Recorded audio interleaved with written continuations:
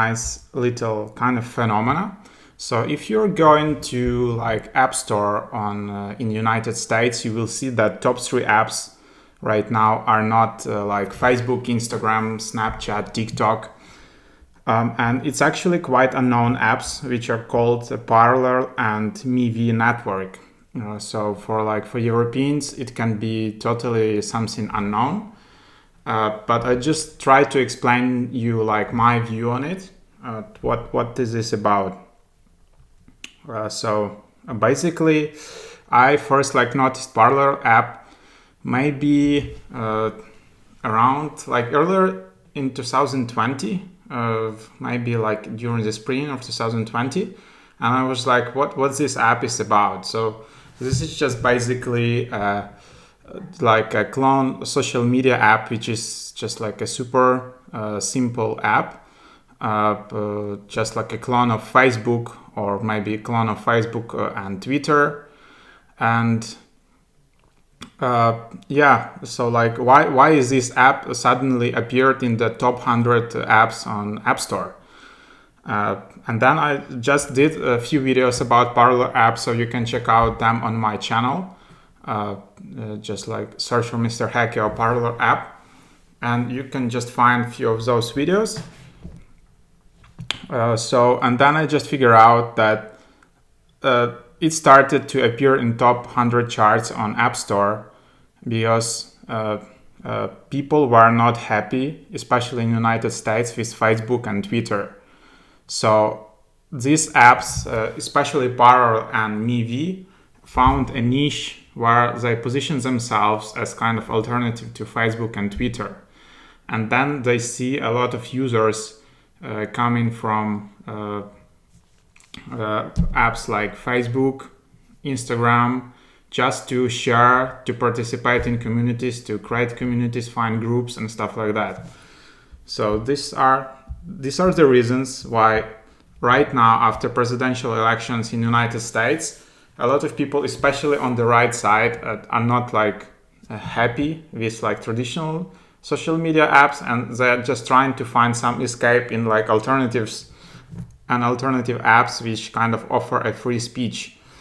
So I think Parler and MeWe just found the top spot there, and just my traffic about these apps, both on the website and on YouTube channel, is just like skyrocketing. People are just searching like how to install Parler app, how to download, how to create an account, all of that.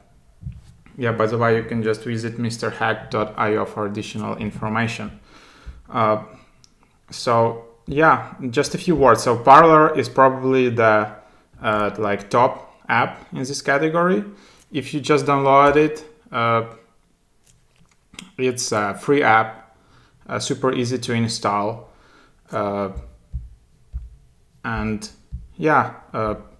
the issue with Parler is just like it's like really just a clone of Twitter or Facebook.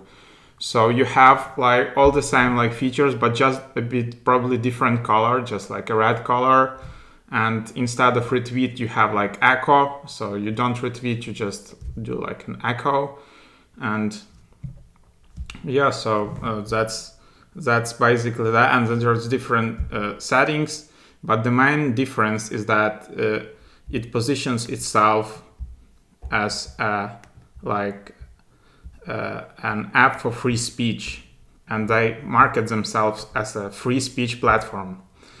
So currently, after presidential elections, it remains at the top free app in Google's and Apple app stores in United States. So that's pretty huge. It's higher than TikTok, it's higher than Instagram, than Snapchat. The influencers on Parler app getting like 600,000 followers. Yeah, and of course these are mostly like right-wing people there. I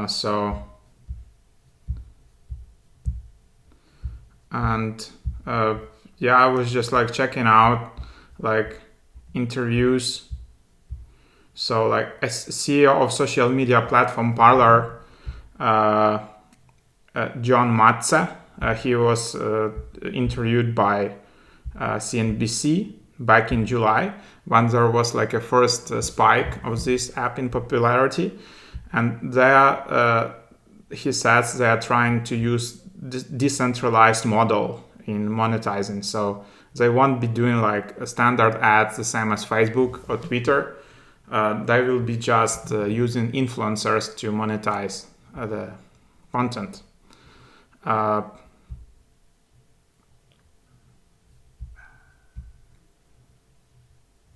And he says that Parler presented itself as a town square of sorts without censorship in a time when some believe dominant Silicon Valley platforms have been out to censor conservative voices.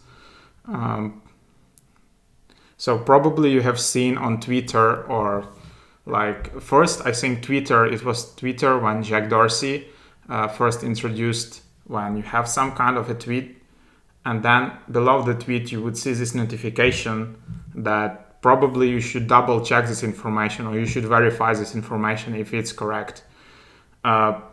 So a lot of people were annoyed of it, because then there was a question: is Twitter and Facebook publisher? Like, are these platform publishers, like a newspaper or magazine, where you just need to kind of verify information, or it's just like a platform where you just have like different sources, and it's not your job to verify each source. You just need to be like independent platform where information just goes.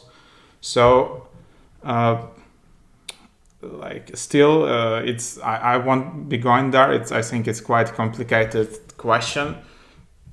But like Parler and MeWe definitely found a niche in this area, where they just focused on that we are just a platform for free speech, and a lot of users, especially in politics, were just going to that app. For Parler, user growth surged to 2 million users back even in July. So another app which is competing with Parler on that front is MeWe. So it's number 2nd in top charts, and it's an alternative social networking site. And like I also tried MeWe, and I also made some videos and blog posts about this app. So you can also check them out on YouTube channel or website, mrhack.io. And if you open MeWe, it's mostly focused on communities. So Parler is more like Twitter or Facebook, but MeWe is more like you can create and join different communities.